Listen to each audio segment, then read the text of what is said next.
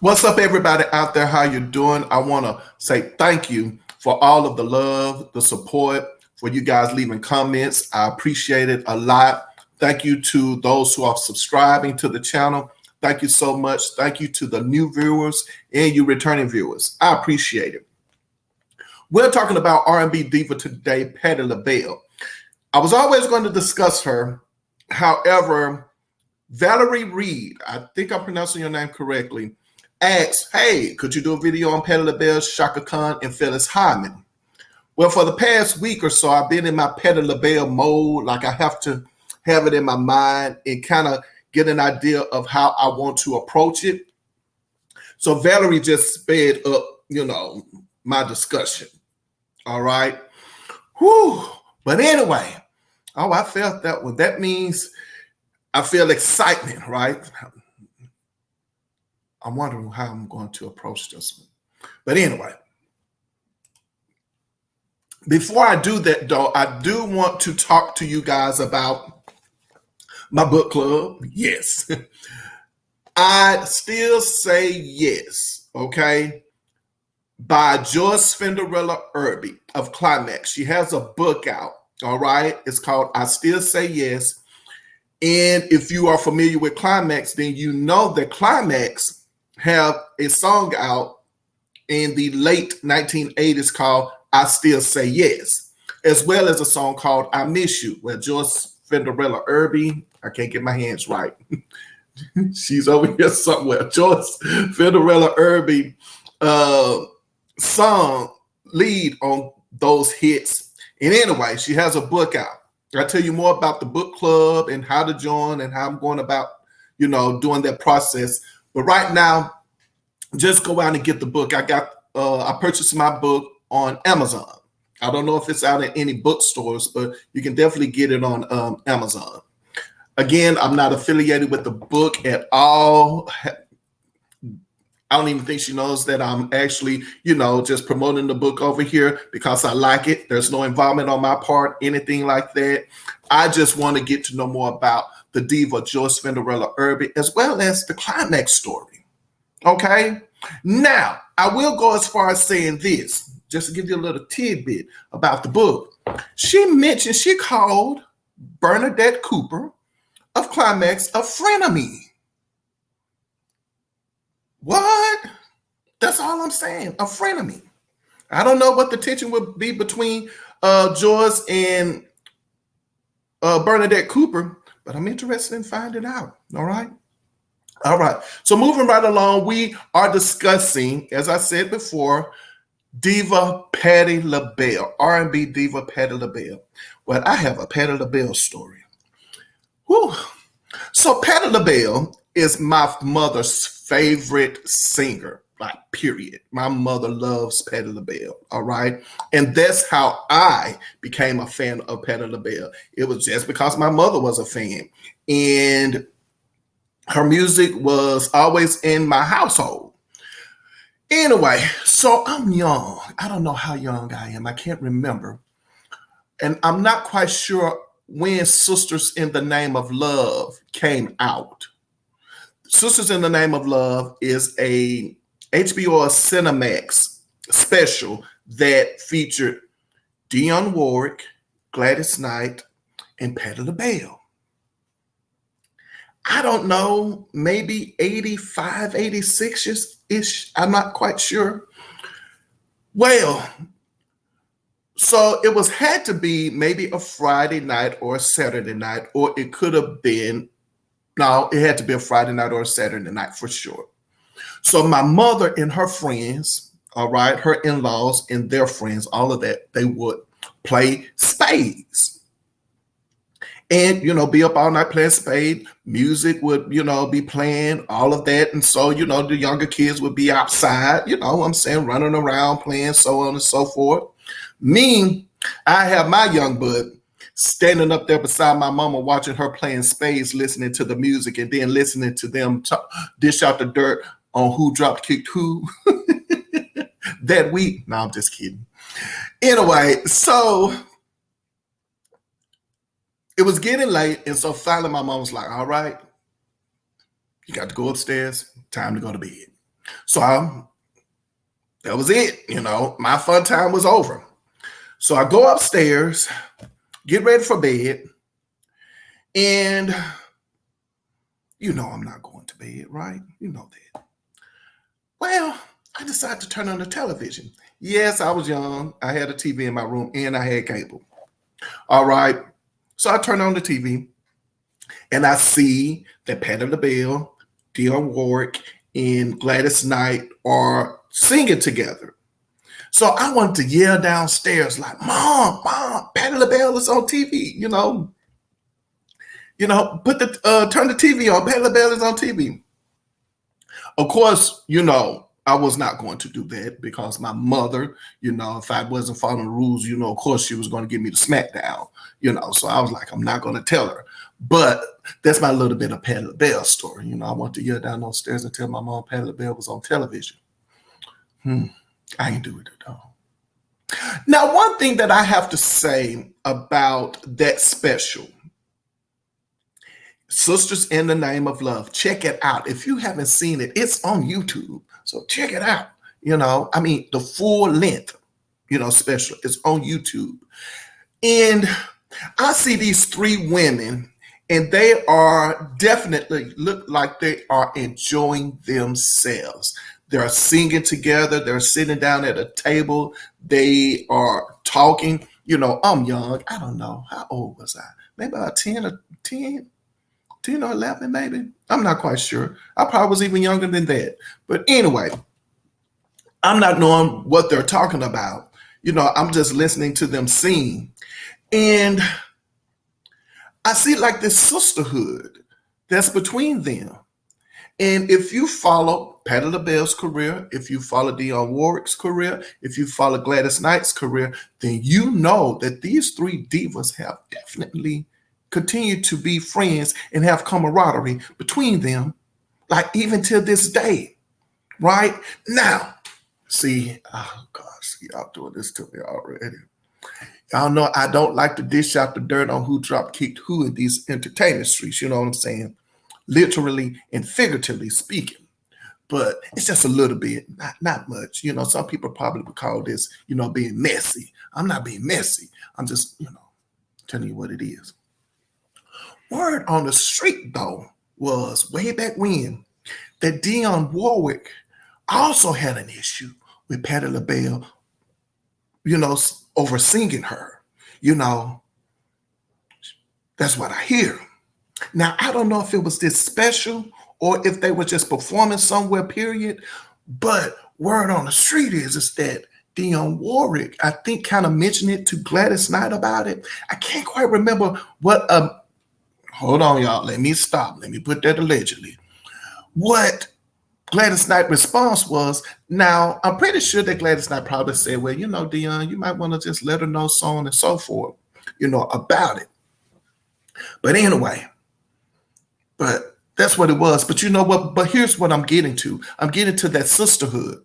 And the reason why I'm saying that is that allegedly Dionne Warwick complained about Patti LaBelle. Because, Patti LaBelle, she just let it rips now, and I appreciate that for her. We're going to talk more about that too. But what I appreciate about it is that she and Dionne still continue to be friends even up to this day. Isn't that wonderful that you have friends who can probably, kind of, in a group setting, mention about, hey, so-and-so, I'm not quite sure how I need to approach this, so on and so forth. But whatever the advice was that allegedly Gladys Knight gave to Dionne about it, it kept the sisterhood. You see what I'm saying? It kept it. And it is what it is. And, for so many years, Patti LaBelle has said that Gladys Knight is one of those divas who, accepted her for who she is. You know what I'm saying? I'm talking about the loud Patti. I don't know. Patti LaBelle is a Gemini, and I'm a Gemini too. I'm just saying,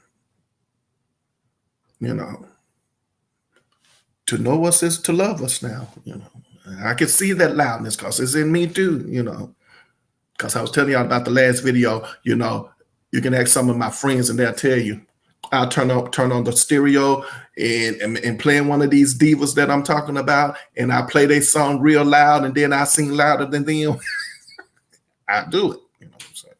But anyway, but that's wonderful. And that's kind of like how I felt at that moment in time. You know, I noticed that camaraderie between them, and I just appreciated it till this day. But now, oh Lord, see, y'all pulling me back in. You're pulling me back in. Oh gosh, I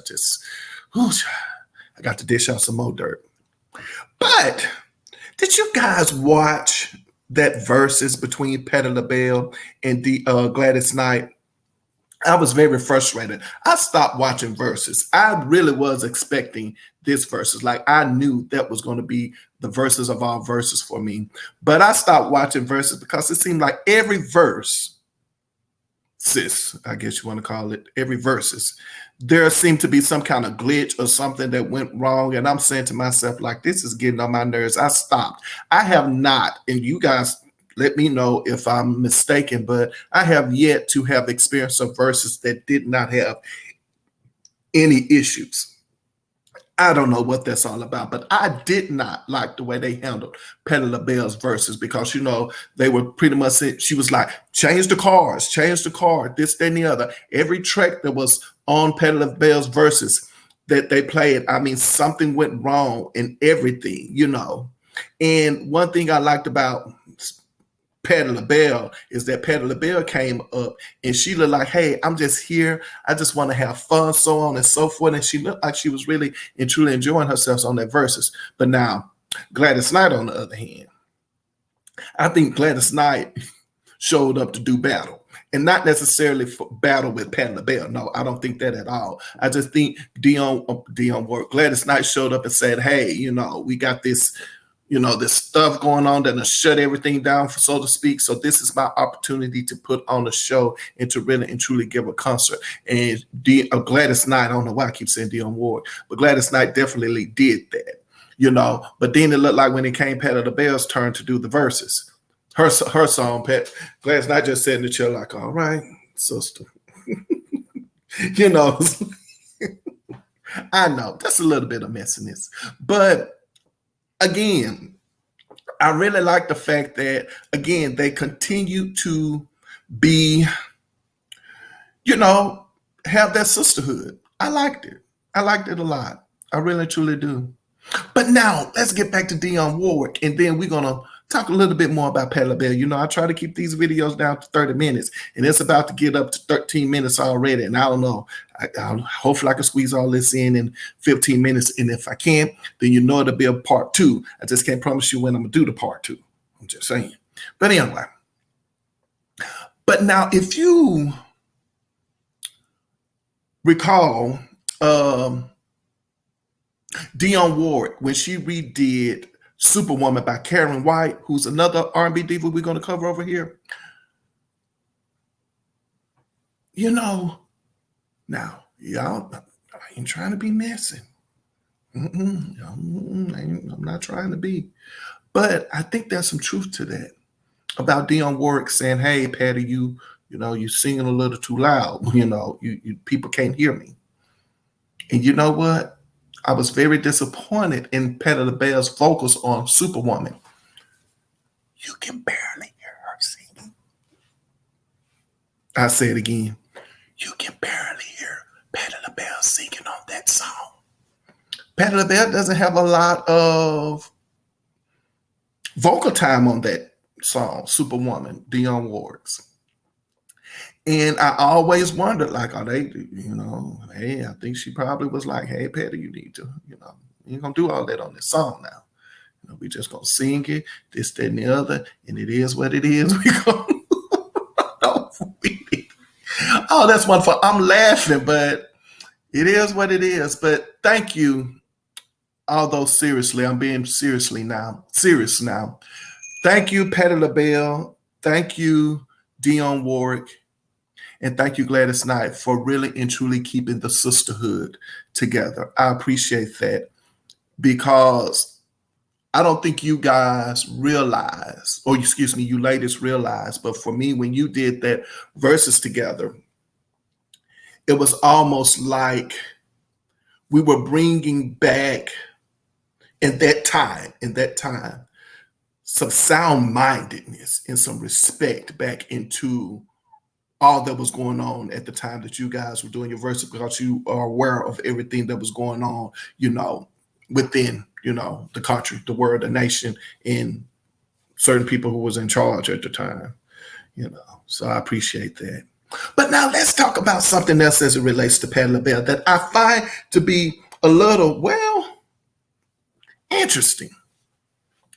Okay, we all know Patti LaBelle's career for the most part. Lady Marmalade, big hit for them, so on and so forth. Patti LaBelle and Patti LaBelle and the Bluebells, and then you got LaBelle, so on and so forth. And then she goes solo, etches out a career for herself. Solo career, was kind of little, hesitant about what that looked like, being a solo diva.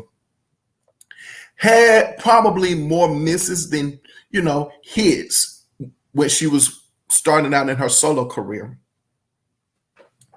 And so all of a sudden, around the early 1980s, Patti LaBelle comes to the forefront with 3 songs that really put her on the map. And that would be If Only You Knew, Love, Need, and Want, and a song called I'm in Love Again. I think the album is entitled I'm in Love Again. And there's a song on there called I'm in Love Again. Check out I'm in Love Again. If you've never heard the song I'm in Love Again off of that album, I'm in Love Again, I think it was, that album was released on Philadelphia International Records. Check it out. Great, great, great song. So Patti LaBelle now is becoming Patti LaBelle, right?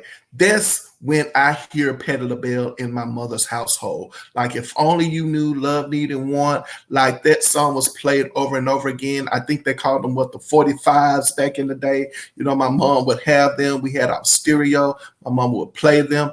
And then, I would go over to the stereo, put them on, and I would start playing them and so on and so forth. And I would just go through all of these, records that she had listening to, and I would play them just to see, the ones I liked and the ones I didn't like. And the thing that I discovered about Patti LaBelle during that time is that when they released that album, Patti LaBelle wasn't signed to Philadelphia International Records. She was without a recording home. And that record was doing well for her. And I think now, I'm not quite sure about all of that in the story. Take what you take and decipher it for yourself.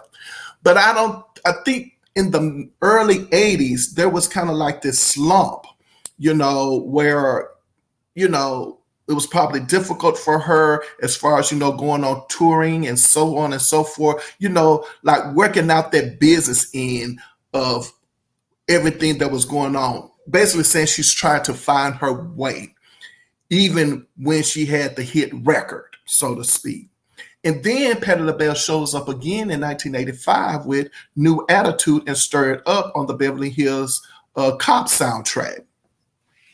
So it looked like whatever Gamble and Huff were doing or did do, kind of, we find...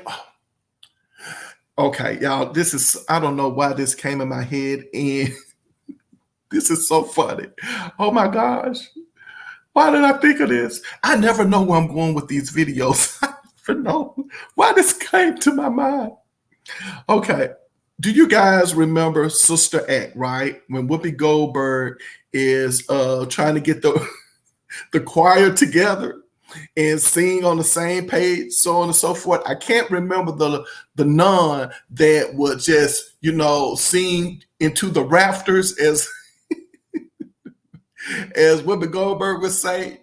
And so to me, I don't know why this is coming in my head, that it's like Gamble and Huff probably took that big, huge voice of Patti LaBelle that was kind of like all over the place, and they came and they took it and they put it, they contained it. They controlled her voice, because I'm thinking about songs like The Spirit Is In It, Like Patti LaBelle is singing like she is gone. Like, you know, she's not playing. Like, you can forget that I'm taking off, right? But Gamble and Huff kind of was the Sister Mary Clarence for Patti LaBelle. And they contain that voice. Like, hold on, it's good, but let us contain it. So I'm thinking that that's probably what happened with Gamble and Huff during that time, and songs like New Attitude and so on and so forth. You know, that voice was being contained.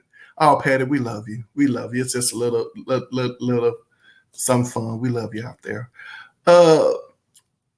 So you see her becoming Patti LaBelle, the one that we know. The Patti LaBelle, the one that, isn't that interesting?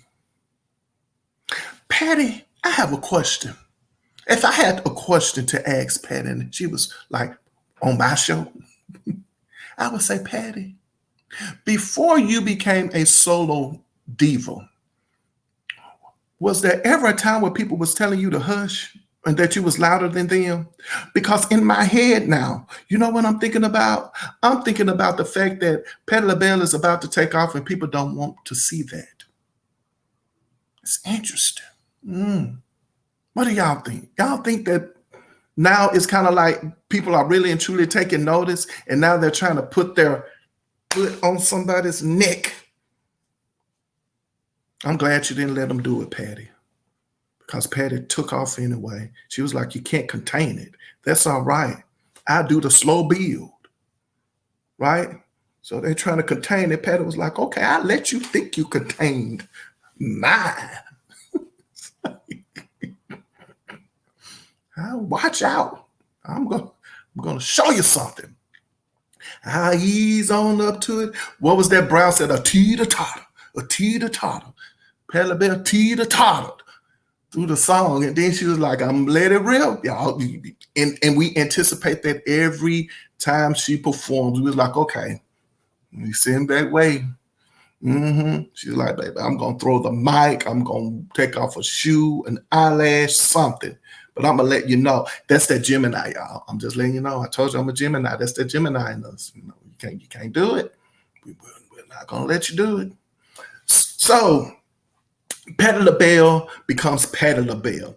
I remember seeing her in a favorite movie of mine, A Soldier Story. Well, it was my grandmother's favorite movie. And it just so happened that when my, grandmother's watching television, I'm in the living room, well, it's on, we watch A Soldier Story. So I appreciate seeing her in A Soldier Story. Something about a song, drinking whiskey or something. Drinking too much whiskey. Anywho. So now she's on MCA Records. Labor mate with Stephanie Mills. And we also know that the song I Feel Good All Over was also presented to Patti LaBelle, but she turned it down and Stephanie picked it up. Great. I can see either one of them singing and it sounding great. I really can. But anywho, moving right along. So here's what I'm going to end. I'm going to talk about this. We could talk about so much with Patti LaBelle. Might do a part 2, but here's what I want to know about Patti LaBelle. You know, that album, Winter in You, that album that has On My Own, that album with Michael McDonald. Now, last I heard, I could be wrong, I heard there was a platinum album for Patti LaBelle, a million seller. On My Own was number 1 like all over the place. You don't need me lying. It is what it is. You know, The Winter in You. And what I don't understand about Patti LaBelle's career, and some of you guys help me understand this, as it relates to, On My Own. But I think, like I said, I think it's a million seller. I could be wrong. And I think the song On My Own was, like I said, number 1 a whole lot of places, across the board. She had several countries or whatever. She was number 1 with On My Own. But reports say Patti LaBelle has sold throughout her career now like about 50 million albums and singles worldwide. I'm going to stop right there. You know where I'm going, don't you? So how is it that an R&B diva such as Patti LaBelle has sold as many albums as she sold, and she's still not up there? You know what I mean? Like she still hasn't gotten the respect. And I think that's what it is. Y'all tell me what it is, because I said to you like this. Patti LaBelle audience, as far as her concerts are concerned, I mean, it's multicultural, right? People young and old, white and black, so on and so forth, gay and straight. Like Patti LaBelle audience is just like, it's multicultural, it's diverse. And yet she doesn't have that respect in the business, I think. And is it the voice? I might call it that. Maybe we'll call this video The Voice. Patti LaBelle, The Voice.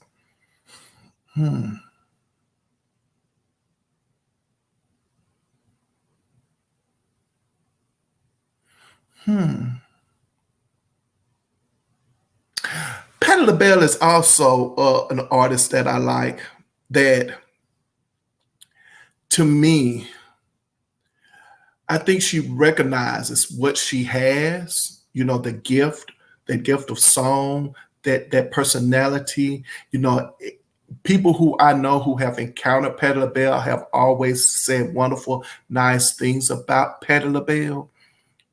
Like no one, I have never, ever heard anyone say anything about negative about Patti LaBelle as far as, you know, who she is, you know, like, okay, of course, yeah, I've seen her kick some people off her stage before and said, get off my goddamn stage, B. Like, but hey, that's just what it is. I mean, you cross anybody, you know, I don't expect anything less than that. I think, yeah, anybody give you the smackdown. You know what I'm saying? Even nice people.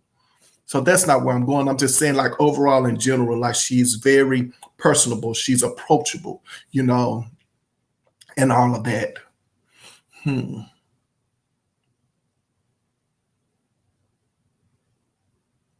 But to think that other divas, including Aretha Franklin, refuses to share the same stage. You know, we're going to end on this note. Patti, I think I know what it is, Patti. I think I know what it is, Patti. I think I found out. You want me to tell you what I think it is, Patti LaBelle? And we can go allegedly, you know.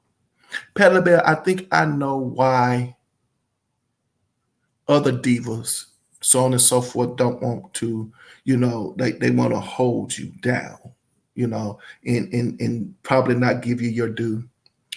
I think that they're wrapping all of this stuff up, all the wonderful, nice things people have had to say, you know, your personality, your voice, you know, you coming into your own, you know, you letting your light shine, so on and so forth. At the end of the day, people trying to contain the gift. But I think they was doing that just to try to make it, you know,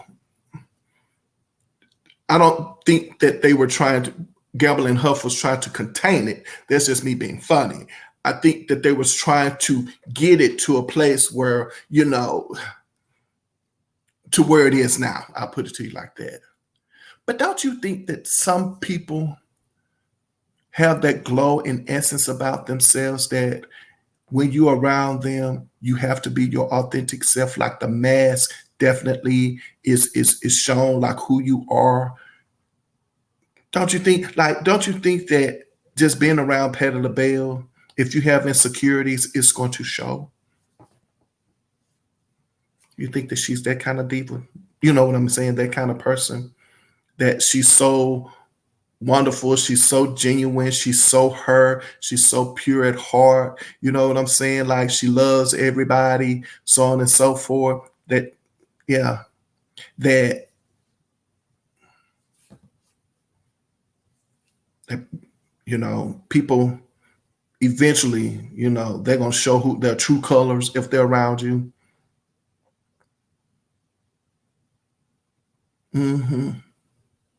Wow. I see. I told you I never know where I'm going with these videos when I bring up my R&B divas. I never know. I never know. And I'm in the 30-minute mark, but I don't want to end it there. But I think that's what I'm going to end. I'm going to do a part 2 for those out there who want to just talk about Patti LaBelle albums. I probably would do that one. But right now we're just discussing Patti LaBelle because Valerie Reed wanted me to. What do you think, Valerie? What do you think, Valerie Reed out there? Do you think I'm somewhere near around it? You know, the Patti LaBelle definitely is the kind of person who, you know, other divas probably just can't be around because they're like, oh gosh, like I'm so insecure. You know what I'm saying? Like I can't compete with this. You know, like you see what I'm saying? That's it. I know I just hit myself on top of the head. That's it. And you know, Gladys Knight would tell you in a heartbeat, she is very, very, very confident within herself. Patti LaBelle is just what it is. You have to be confident. You have to be a confident individual, probably just to be around Patti LaBelle. You have to be confident. Oh, I'm going to leave on this note because those background singers, woo, woo. I'm always thinking about Luther Vandross and Stevie Wonder's background singers. I never put Patti LaBelle background singers in that category. Man, Patti LaBelle's background singers are some of the fiercest. It's like, whoa. Yeah, Patti LaBelle got some mean ones too. Oh, yes, yes. See, that's what I'm saying. You got to know it. On that note, thank you all. I really, truly do appreciate it out there. Thank you for watching. Don't forget to put your behind where your heart desires to be out there. Also, don't forget, whenever I leave my mother's presence, she always says to me, she says, baby, remember, I love you, but God loves you best. And that's what I'm saying to you. I love you out there. Love yourself. And remember, no matter what, God loves you best. And until then, see you next video. You all take care of yourselves out there. And if you want me to talk about an R&B diva, let me know so we can get to discussing. All right, see you next video.